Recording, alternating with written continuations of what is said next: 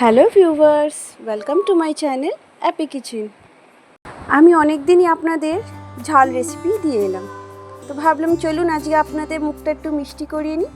তাই জন্য আজকে আমি বানিয়ে ফেলছি বাঙালিদের প্রিয় মিষ্টি গজা। আমার চ্যানেলে এইরকমই নতুন নতুন রেসিপি পেতে চাইলে প্লিজ চ্যানেলটাকে সাবস্ক্রাইব করে দেবেন, আর ভালো লাগলে একটা লাইক দেবেন, আর রেসিপিটা কেমন হলো কমেন্ট করে জানাবেন।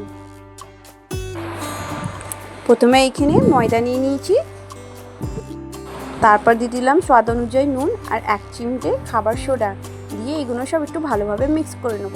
এবার এতে দিয়ে দেবো আমি রিফাইন অয়েল বা রিফাইন তেল, এবার দিয়ে সব ভালোভাবে মিক্স করে নেব। রিফাইন তেলটা দিলে গজাগুলো একটু বেশ খাস্তা হবে আর খেতেও বেশ ভেতরতে নরমও হবে। তারপর দিয়ে দিলাম একটু মৌরি আর একটু কালো জিরে। এবার এগুলো সব দিয়ে ভালোভাবে মিক্স করে নিয়ে এবার অল্প অল্প জল দিয়ে ময়দাটাকে মেখে নেব। ময়দাটাকে খুব বেশি নরম করে মাখবো না, ময়দাটা একটু শক্ত করে মাখবো, একদম অল্প অল্প জল দিয়ে ময়দাটাকে মাখবো। ময়দাটা মাখা হয়ে গেছে, একটু ভালোভাবে মেখে নিয়ে ময়দাটাকে আধ ঘন্টার জন্য রেখে দেবো।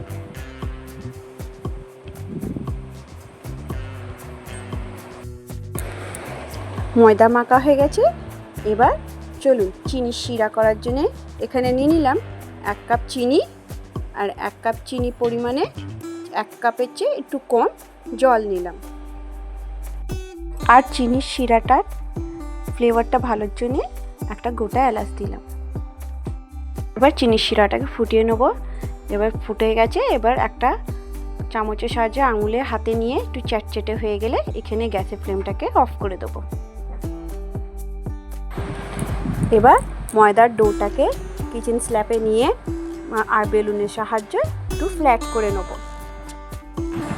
ময়দার ডোটাকে খুব বেশি পাতলা করবো, একটু মোটা করব, আর করে নিয়ে এবার কেটে নেব 4টে ভাগ করে নিয়ে আবার একটু চারিদিক থেকে এটাকে মুড়ে দেবো।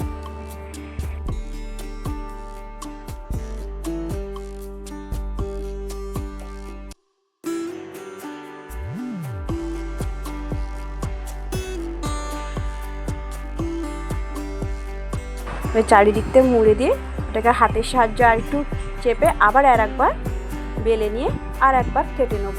এটাকে যতবার বেলে কাটবো তত এর লেয়ারগুলো ভালোভাবে আসবে। আর একবার কেটে নিয়ে দুটো লেয়ারকে ভালোভাবে মুড়ে নিলাম।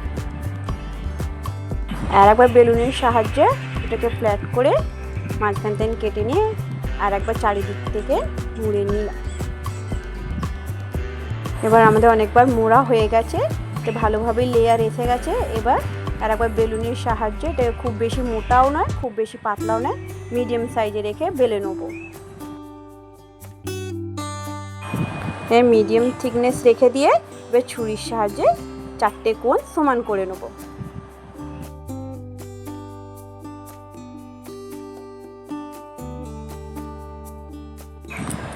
ছুরির সাহায্যে ময়দার ডোটাকে চারিদিক থেকে সমান করে দিলাম, করে দিয়ে এবার এটাকে সমানভাবে পিস পিস করে আমি কেটে নেব।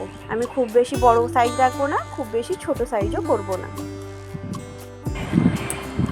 দেখতেই পাচ্ছেন এখানে আমি একদম মিডিয়াম সাইজের গজাগুলো রেখেছি, কেন এগুলো তেলে দিলে বড় হবে আর রসে দিলে আরও বেশি বড় হয়ে যাবে। এবার কাটা হয়ে গেছে আমার সব গজাগুলো, এবার একটা প্লেটে তুলে নেব। এবার গ্যাসের ফ্লেমটা অন করে কড়াটা বসিয়ে দিলাম, আর কড়াতে তেল দিয়ে দেবো। আর তেলটা মনে রাখবেন খুব বেশি গরম না হয়, হালকা গরমেতেই আমি সব গজাগুলো এক এক করে ছাড়বো। আর এখানে গ্যাসের ফ্লেমটা একদম লো আছে। গজাগুলো একদিক অল্প ভাজা হয়ে গেছে, আর একদিক উল্টে অল্প আঁচ দিয়ে ভেজে নেবো। দেখতে পাচ্ছেন তেলেতে দেওয়ার পর গজাগুলো কেমন ফুলে উঠেছে। এবার গ্যাসের ফ্লেমটাকে হাই করে গজাগুলো একটু বেশি করে গোল্ডেন ব্রাউন করে ভেজে নেব। সব গজাগুলো ভালোভাবে ভাজা হয়ে গেছে, এবার গজাগুলোকে আমি তুলে নেব। সব গজাগুলো একেবারে ভাজিনি, একবার ভেজেছি, আর একবার ভাজবো, কেন একেবারে ভাজলে সব গজাগুলো চিপকে যাবে।